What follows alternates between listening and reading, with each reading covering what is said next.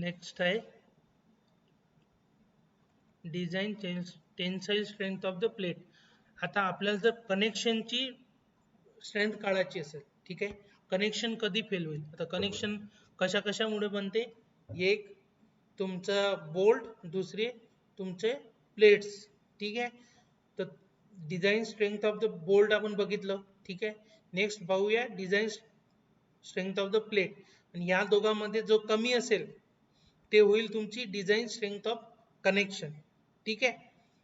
तर आता बघूया design tensile strength of the plate.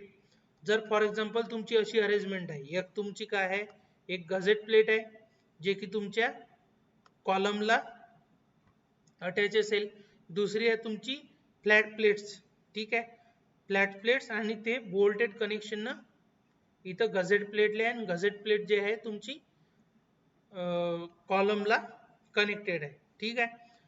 तर आता टेन्शन मध्ये तुमची प्लेट फेल होऊ शकते का, कारण की तुमचा एरिया जो आहे तो कमी जास्त होऊ राहिला. फॉर एक्झाम्पल तुम्ही इथं जर एक सेक्शन टाकला, सपोज एक सेक्स, तर इथं तुमचा पूर्ण एरिया भेटेल तुम्हाला बी इंटू टी, ठीक आहे.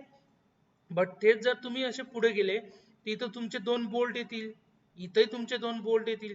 फॉर एक्झाम्पल तुम्ही हा सेक्शन घेतला, तर इथं काय झालं, तुमच्या बी मधून दोन बोल्ट होल जे आहे त्याचा एरिया जो आहे तो कमी करावा लागेल, ठीक आहे. फॉर एक्झाम्पल इथं जसा केला, इथं नेट एरिया कमी होईल ना. इथं समजा तुम्हाला बी इंटू टी भेटला, पण इथं B minus this two whole should be minus, right. B मधून हे दोन होल जे आहेत ते मायनस करावे लागतील, ठीक आहे. आता इथं दोन आहे, कोण्या कनेक्शन मध्ये किती काही नंबर असू शकते, तो नो नेट एरिया काय होईल at any section is equal to b minus n number of bolt hole multiply by diameter of bolt hole into t, ठीक आहे. तर आता स्ट्रेंथ काय होते, nominal tensile strength of the plate काय आहे, 0.9 times an into F you, ठीक आहे. an means the net effective area, ठीक आहे.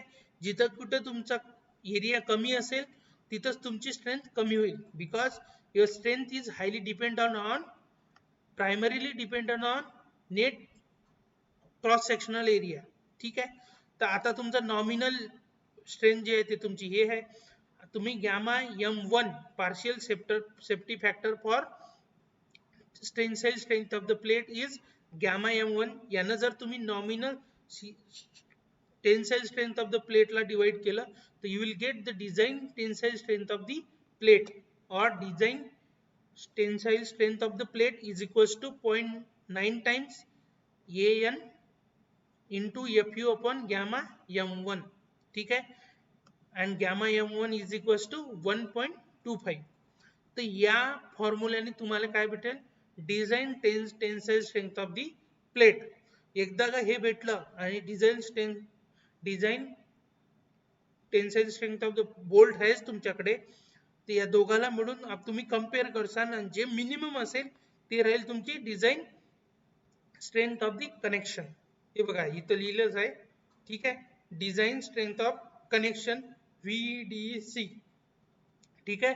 It is the nominal of VDSB, VDPB, TDB and design tensile strength of the plate, जे की आता आपण पाहिलं. त्याच्यापैकी जे मिनिमम असेल ते असेल तुमची डिझाईन स्ट्रेंथ ऑफ कनेक्शन. हे जे आहे तुमचं, हे तुमचं कधीही जास्त असलं पाहिजे लोड पेक्षा, जे लोड तुमच्या सेक्शनवर येऊन राहिलं, ठीक आहे. हे जर कमी असेल, फॉर एक्झाम्पल तुमच्या येणाऱ्या लोड पेक्षा कमी असेल, तर तुमचं कनेक्शन जे आहे ते फेल होईलच होईल. तर डिझाईन मध्ये आपण काय लक्षात ठेवतो, जे तुमचं लोड येणारा लोड आहे that must be less than or equals to VDC, design strength of the connection, ठीक आहे. इफिशियन्सी कशी काढतात, efficiency of bolted connection is equals to design strength of the bolted connection VDC upon design strength of the main plate, ठीक आहे. Main प्लेटची जे design strength राहील त्यांना आपण डिवाइड करतो कशाला, design strength of the bolted connection VDC multiply by 100 you will get the efficiency of bolted connection. आता यावरही प्रॉब्लेम येऊ शकते, ठीक आहे, की calculate the efficiency of bolted connection provided design strength of the main plate is this much. ठीक है. In that case you have to find out the design strength of the bolted connection and you have to divide that with a TMP design strength of main plate multiply by 100, so you will get efficiency. ठीक है. आता हे entire connection साठी झालं, हे जे काढलं आपण ते एंटायर कनेक्शन साठी झालं. समजा तुमची प्लेट जे खूप वाईड आहे, वाईड मीन्स खूप मोठं डायमेन्शन आहे तिचं, मीटर्स मध्ये जात आहे, तर काय करतो आपण पर पिच नुसार त्याची स्ट्रेंथ फाइंड करतो. जसं आपण स्पेसिंग 1000 mm साठी डिझाईन करायचो RCC मध्ये, तसंच इथं काय करतो आपण पर पिच. ठीक आहे. एका पिच साठी किती स्ट्रेंथ राहील, किती इफिशियन्सी येईल, तसं आपण बघतो, राईट.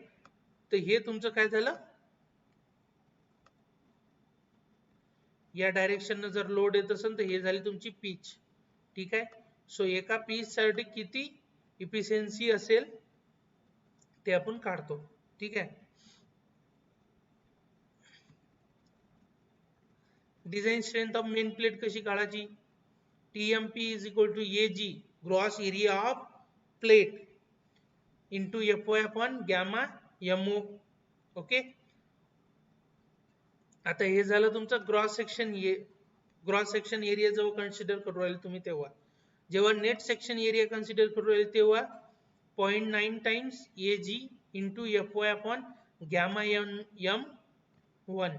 हे लक्षात ठेवायचं, गॅमा MO कधी यूज करायचा अँड गॅमा M1 कधी यूज करायचा. ठीक आहे.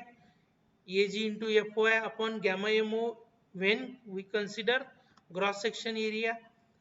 जेव्हा नेट सेक्शन एरिया कन्सिडर करतो तेव्हा गॅमा M1 कन्सिडर करायचं. ठीक आहे.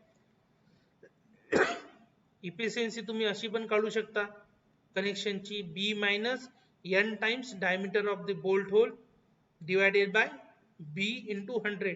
हा N म्हणजे number of bolt hole present in section. ठीक आहे.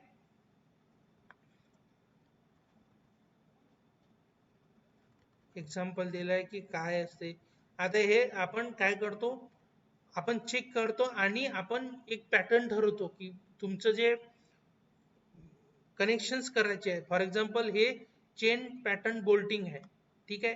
चेन सारखं बोल्ट करून टाकलं दोन दोन एका रो मध्ये. ठीक आहे. कधी डायमंड पॅटर्न पण असू शकते. ठीक आहे. डायमंड पॅटर्न मीन्स असा टाइप 1 2 3 1 2 असा डायमंड पॅटर्न, आणि हे चेन टाइप. ठीक आहे. तर असे पॅटर्न नसतात. ठीक आहे. कशासाठी करतो आपण, जेव्हा तुमचं लोड जास्त आहे आणि तुम्हाला हाई स्ट्रेंथ पाहिजे तेव्हा आपण करतो. ठीक आहे. It is desirable to use the diamond pattern of bolting. आता कसं आहे, तुम्ही डायमंड पॅटर्न यूज केलं पाहिजे, कारण की प्रत्येक जागेवर तुमचा एरिया क्रॉस सेक्शन जो आहे तो व्हॅरी होऊ राहिला. फॉर एक्झाम्पल इथं B minus 1 into D naught आहे, इथं B minus 2 times diameter of bolt hole आहे, इथं B minus 3 times diameter of bolt hole आहे. म्हणजे तुमचा क्रॉस सेक्शन एरिया जो आहे तो कमी होत चालला या डायरेक्शन. ठीक आहे. म्हणजे तुम्हाला याच्यातनी हाय स्ट्रेंथ भेटू शकते. तर डायमंड पॅटर्न कधी पण एम्प्लॉय करायचं. ठीक आहे. एवढं लक्षात असू द्या. ठीक आहे. Efficiency of diamond pattern of bolting is higher because cross section area तुम्हाला जास्त मिळते म्हणून. ठीक आहे. नेक्स्ट आहे cover plate material may be save with a diamond pattern of bolting. Obviously तुम्हाला बोल्ट होल जर कमी करायला लागले तर तुम्ही कव्हर प्लेटचं जे मटेरियल आहे ते सेव्ह करू शकता. width of the main plate required for the diamond pattern of arrangement is less compared to the chain or staggered pattern of bolting. ठीक आहे. तुमची width जे आहे ते कमी लागते. ठीक आहे. तर बरेचसे फायदे आहे, त्यासाठी तुम्ही काय आहे, diamond pattern of bolting is preferable. आता याच्यात एक थेअरीचा हा क्वेश्चन येऊ शकते, why it is, why people or why design engineers use diamond pattern of bolting, why it is desirable. So you have to write down these 3 points, right, for 1 or 2 marks. Okay, theory question अशीच राहतील.